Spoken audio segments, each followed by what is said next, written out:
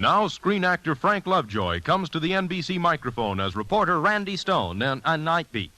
But first, let me tell you about our other mystery features on NBC.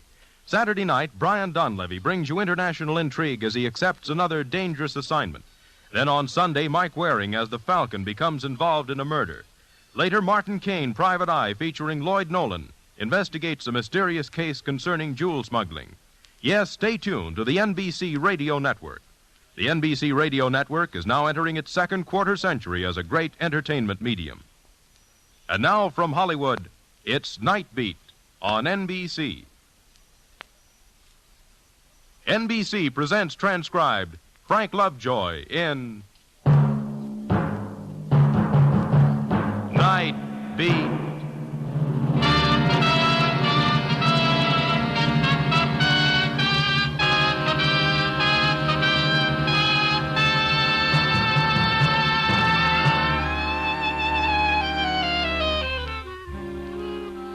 Hi, this is Randy Stone. I cover the Night Beat for the Chicago Star. And sooner or later, on any given night, you'll find me wandering across a neon-lighted wilderness on South State Street known as Skid Row, where all good dreams come home to die.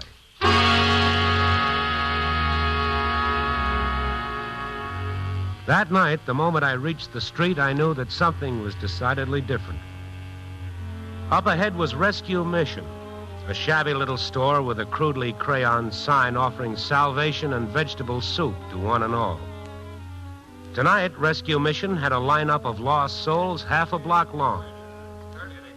I went over to see what the excitement was all about, but a bearded old gent in gym shoes and an army overcoat held together by safety pins barred my path. Don't get rambunctious, buddy boy. Stand in line like a good soldier. Yeah, well, I just want to get through Stand in line or I warn you, I'll wake up.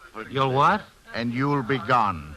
Huh? Kindly remember you're just an insignificant figment of my magnificent dream. Oh. That old wives' tale about pinching yourself, and if you feel pain, then you're awake. Yeah? There's nothing to it. Observe, figment of my imagination, I pinch myself. Ouch! The pain is fearful, and still I dream that the rescue mission on Skid Row is serving filet mignon.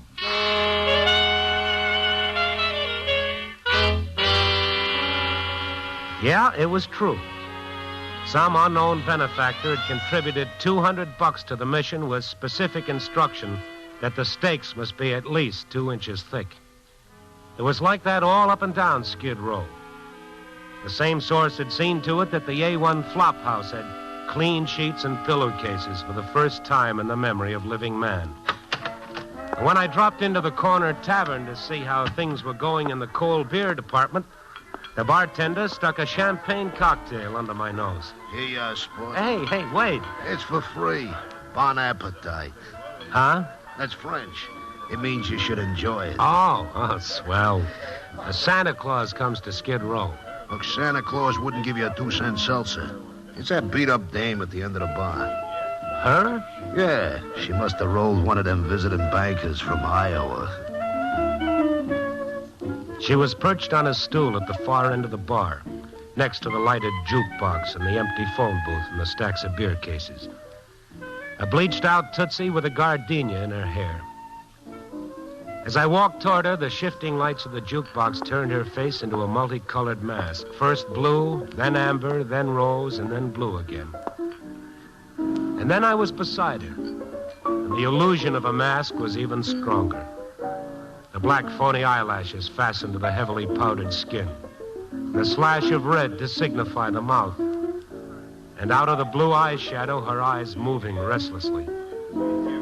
So you're the good fairy, huh? Huh? Oh, yeah, I guess that's what I am, all right.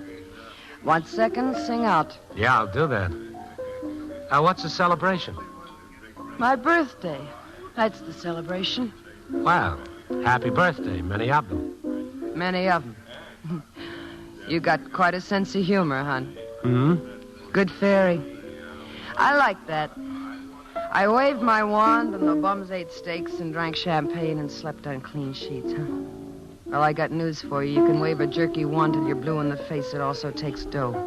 $800. I hocked everything but my red flannels, like they say. I bet. But I always dreamed of something like this. A fantasy, huh? Is that what they call it? I gotta remember that. That's a good word. But now, whenever the 10th of November comes around, all these bums are gonna remember tonight and say, hey, this is Ruthie's birthday. I'll be famous for 2 whole blocks. Me and George Washington. The 10th of November. This is the 9th. Here's 2 bits. Will you put it in the jukebox and get something lively for a change? Why didn't you wait for the 10th? Because the truth of the matter is, if I waited for the 10th, there wouldn't be no celebration. Why? Will you go to that jukebox already and get some... Hey, what's that? It's the phone booth over there. Will somebody get the phone? Well, I won't answer it. I won't. Hey, what's with you? I just won't answer it, that's all. You understand? It can ring all night and I won't answer it. I just won't. Ruthie, come back here.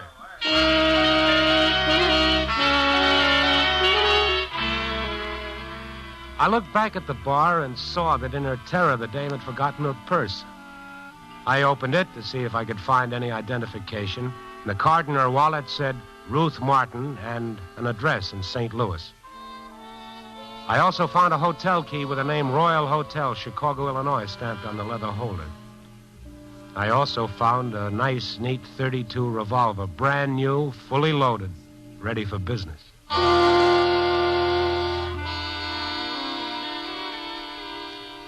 They called this hotel the Royal for the same reasons they call a fat man Tiny. I parked myself in the cramped little lobby and waited.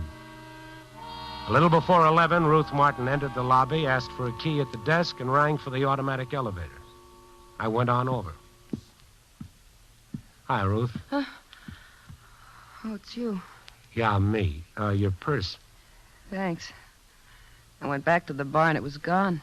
I thought you turned out to be a common thief. You'll find everything there. I didn't even steal a bullet from the gun.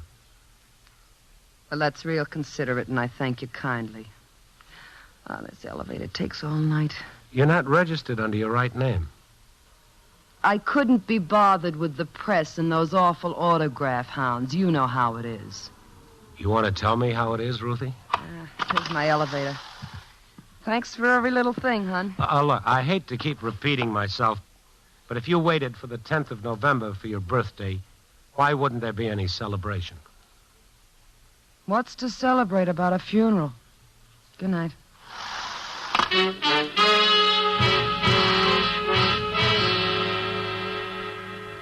I took the stairs behind the elevator. The second-floor hallway was a dark, narrow passage with a raw electric light casting a faint glow over the double rows of sealed doors.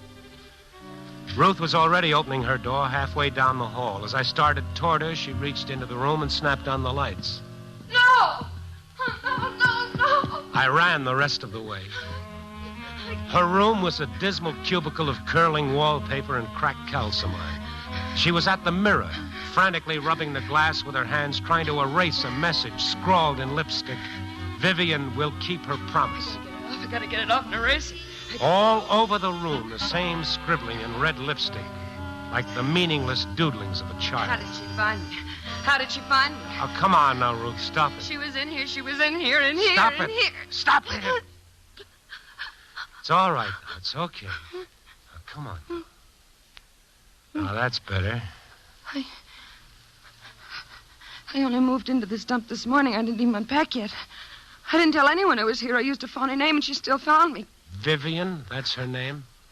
Yeah. Well, who is she?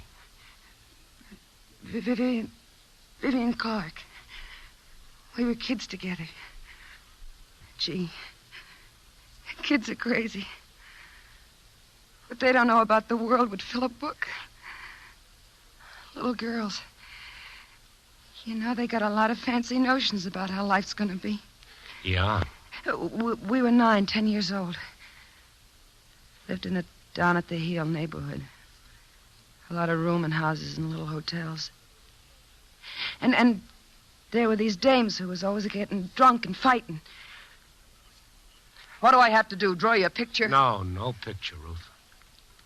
And then one day some cops brought the wagon for one of these women. She was celebrating her 30th birthday in a big way. Shouting, cursing. They I came and dragged her away. And she was ugly. So ugly. And I remember we stuck our fingers in our ears not to hear her screaming. And the way she looked, I said to Vivian, promise me if I ever turn out like that, for my 30th birthday, you'll kill me. Kids. The ideas they have. How corny can you get? All right, Ruth. All right. Come on now. Yeah. Gee, I'm sorry. It's all right. And you think that Vivian... I don't think. I know. You saw what she wrote on the mirror. Vivian will keep her promise. Yes, but look at the walls, the scribbling. It's like a kid. A kid? Yeah. Yeah, you hit the nail right on the head, hon. What do you think's got me half crazy? A kid, all right. Vivian Clark died when she was 11 years old.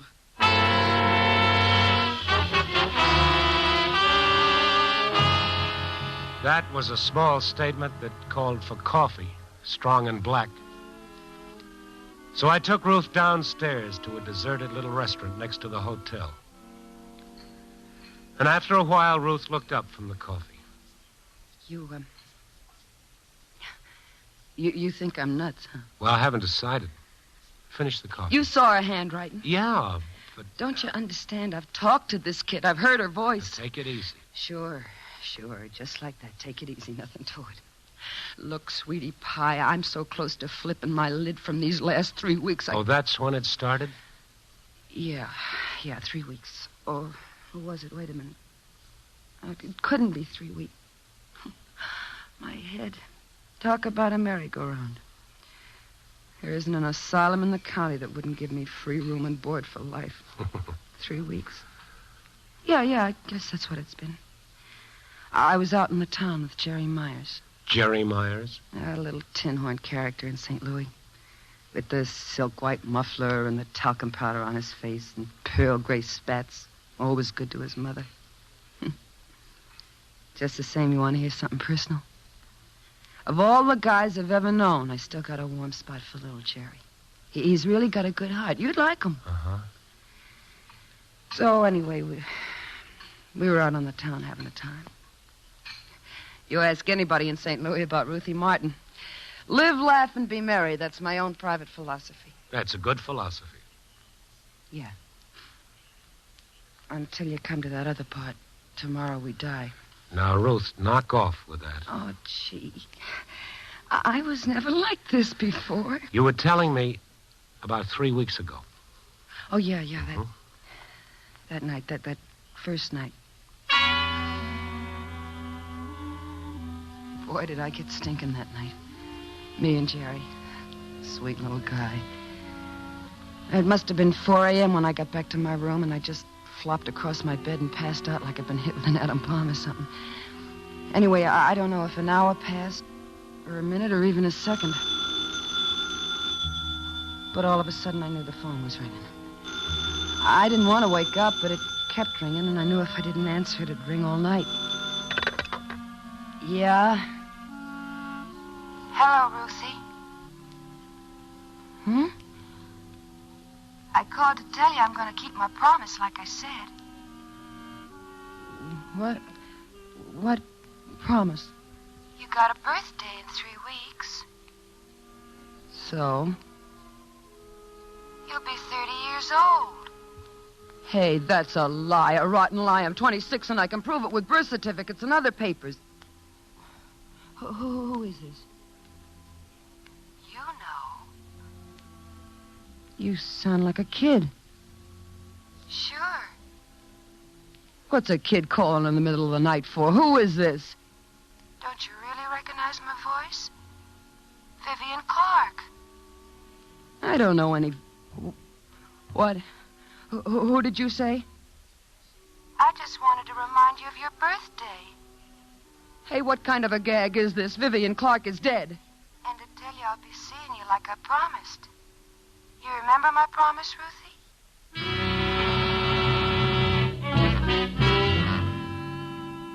when I woke up the next morning, I thought it was all a dream. And by nighttime, I'd forgotten all about it. And then, just like before, right after I'd fallen asleep, the phone again. This is Vivian.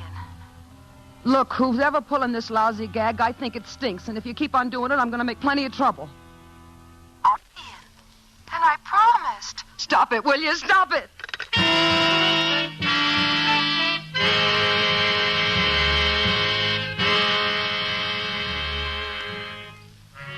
From then on, every night a call.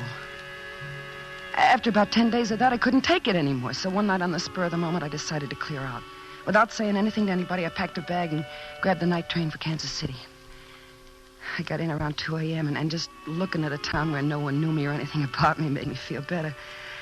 I found a nice hotel. I took a hot shower and had a little nightcap. And I really felt okay. Ready for the first good night's sleep in a long time. Snapped off the lights and I crawled into bed. And then I saw I was looking right at the phone on the nightstand. It gave me the jitters, you know. I reached for the phone to put it on the floor out of sight. But the minute I touched it... Well, I told myself it was just the manager wanting to know if the room was okay. Who else could it be? No one knew I was here. Just the same, my fingers really shook as I reached for the receiver. Yeah? This is Vivian.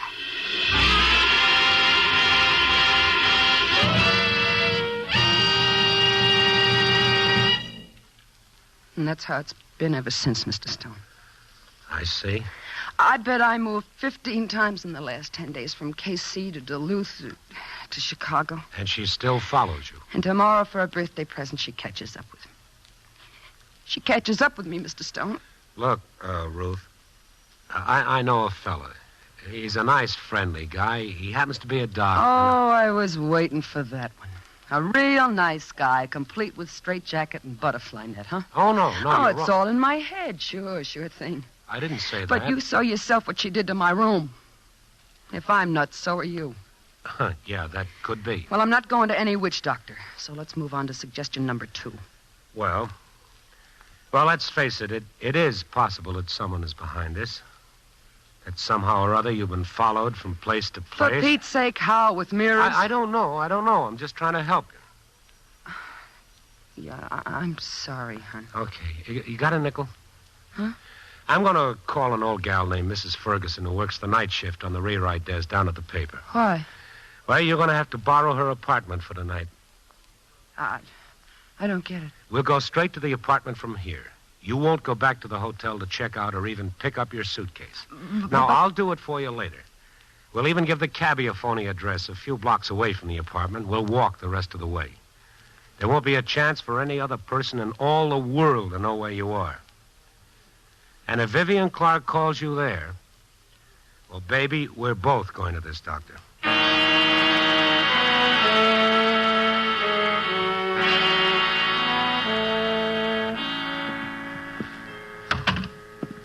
Hey, this place is kind of cute. Yeah. You get so tired of hotel rooms. They're lonely. Uh-huh. Say, you think she's gotten the aspirin in the medicine cabinet? I got a headache to end all headaches. Boy, I'm really knocked out. Well, why don't you take a hot bath and try to get some sleep? I'll go and get your suitcase. I just hope the minute you're gone, the phone don't ring. It won't ring, Ruthie. Double lock the door. Hey. Hmm?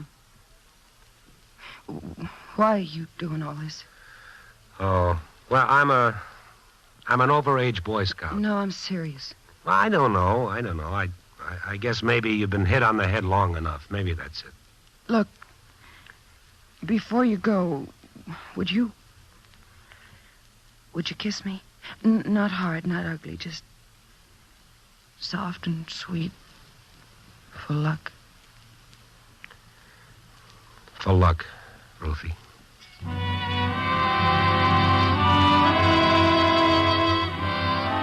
I went on back to the Royal Hotel for Ruthie's suitcase. Ruthie's door was unlocked just as we'd left it.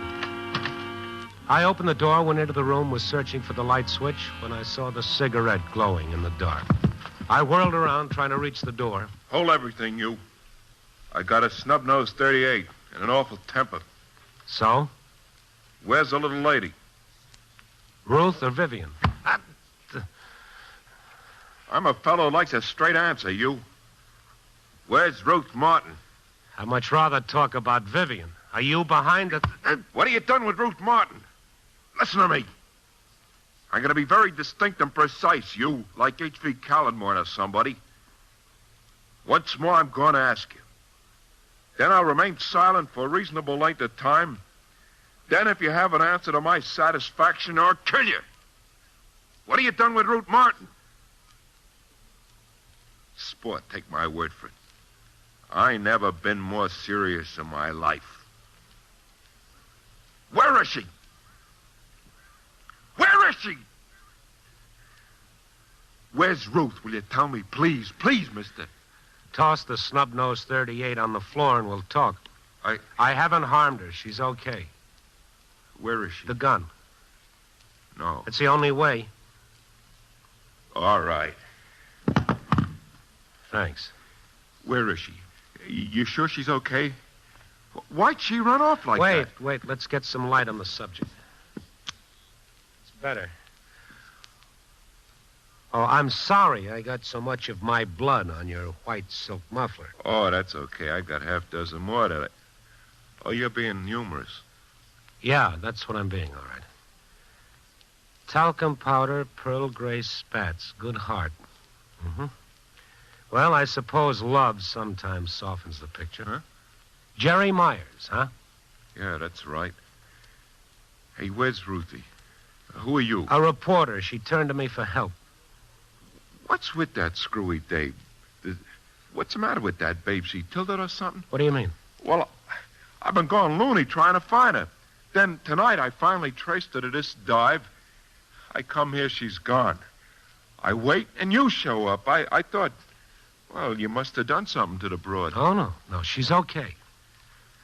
Love. What you said before, something about love.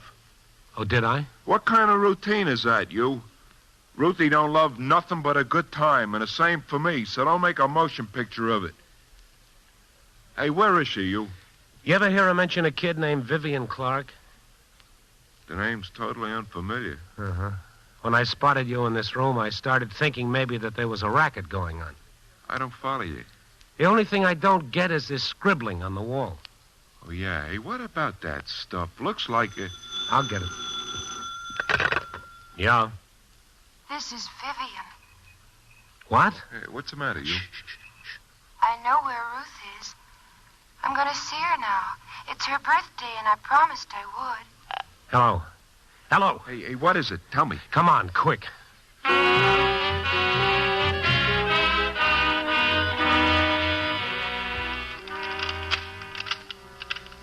Hurry, will you? Yeah. Ruthie!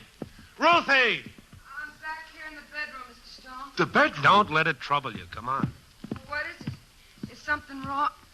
Jerry! Hey, Bagelhead, where you been? I spent maybe $200 digging you up. You scram into the other room. I don't like you to see me like this. Let me put myself together. Well, you look okay. I look like something left over from the flood. Now, go on, get out of here. Where's the suitcase, Mr. Stone? I got all my makeup in Ruth, anybody call here? Well, if you mean that certain party, no. I got a hunch I really lost her this time. Nobody ring the bell? Anything like that? Well, maybe you fell asleep, didn't hear. I couldn't fall asleep. I couldn't find the aspirins. Oh, I got a headache. Shouldn't happen to two dogs. One couldn't stand it. Same old Ruthie. Yeah. Big deal. Are you sure about no calls? Hey, what's all the questions and answers about, huh? Come on, tell me. Nothing. But the way you... Boy, my head.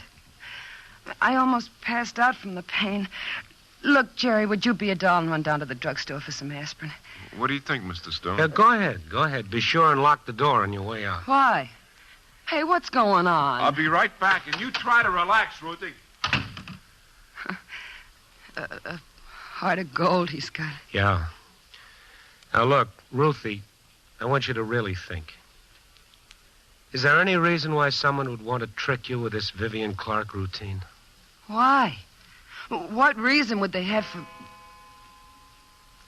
What's that? The mantel clock. Oh, it's 12 o'clock. That makes it the 10th of November. Happy birthday. She said she'd be here on my birthday. Well, don't worry about that. Jerky little kids. Thinking the world's all pure and noble. When you're 10 years old, you're really a square. When does that clock stop? Pretty soon. I feel shaky and cold. Feel my hands, they're like death. Oh, you're all right. My head is throbbing so, throbbing. I'll get you a cold towel, make you feel better. I went to the funeral. Saw him put her in the ground. In her nicest white gingham dress, I saw him bury her. Now, you try to relax. I'll get the towel. I'll be right back. Happy birthday, Ruthie. My hand turned to ice on the doorknob. I felt something cold flop over in my stomach and lie still. I told you I'd be here. I started turning around to look back into the room, and it was torture, agony. Because I knew there wouldn't be anybody in the room but Ruthie. All these years I waited to keep my promise. And now I have. It was like suddenly being catapulted into the middle of a nightmare. Her eyes were misted over. Her face was bloodless. Her lips moved, but the voice of a child came out. It's in the purse, Ruthie. In the purse. And now, like a sleepwalker, Ruth was crossing the room for her purse on the dresser. And now her hand dipped into the purse and came out with a gun. Put the gun down. Hurry, Ruth. Don't let him stop Give me the gun. You let me alone. You let me alone. I promised The you gun. that. I promised.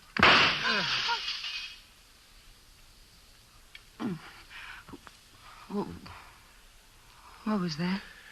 Ruthie, you, What happened? What are you doing with my gun? It went off by mistake. Look what it did to Mrs. Ferguson's mirror. It woke me up. Yeah. I feel funny. Weak. So tired. Well, you lie down again and... Don't laugh at me, but I feel like having a good old-fashioned cry. And I don't know why. Hey, what happened? I heard a shot. Ruthie. Hey, what is it, you? Hey, come on, don't cry. Come on, baby. Hey, don't cry, you. Oh, let her cry, Jerry.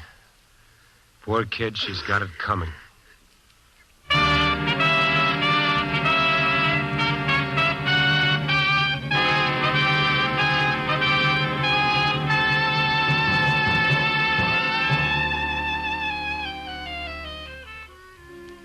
It would be nice to say that that was the end of the story and that Ruthie and her Prince Charming went back to St. Louis, and lived happily ever after. Unfortunately, Grimm's fairy tales are, well, they're a lot different than grim life. But at least now Ruthie's got a chance. That doc that she was so afraid of, the one who wouldn't know a butterfly net from a burlap bag, he's helping her. And Jerry of the silk mufflers and the good heart is helping her, too. And with luck and time, Ruthie will come to understand why the Vivian of her childhood came back to haunt her. No, we can never be as good and pure as we're determined to be at 10.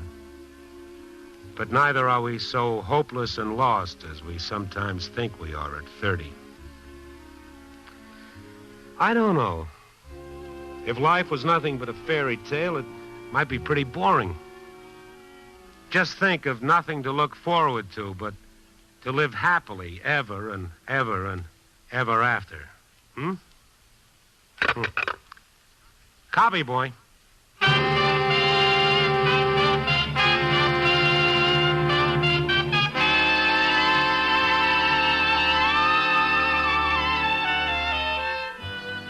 Nightbeat, starring Frank Lovejoy, is produced and directed by Warren Lewis.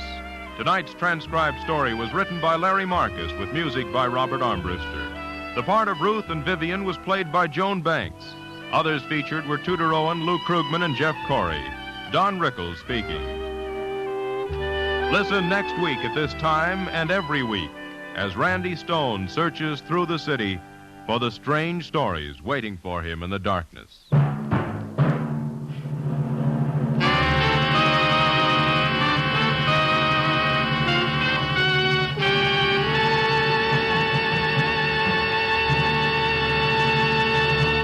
Nightbeat came to you from Hollywood. It's the Silver Jubilee on NBC. Saturday morning, enjoy another great half-hour program on the Somerset Maugham Radio Theater. This Saturday morning, the magic curtain of radio drama rises on the radio production of Maugham's famous short story, A String of Beads. The Somerset Maugham Radio Theater will feature actress Geraldine Fitzgerald. Hear the Somerset Maugham Radio Theater this Saturday morning. And keep tuned to NBC, now entering its second quarter century as a great entertainment medium. This is NBC, the national broadcasting company.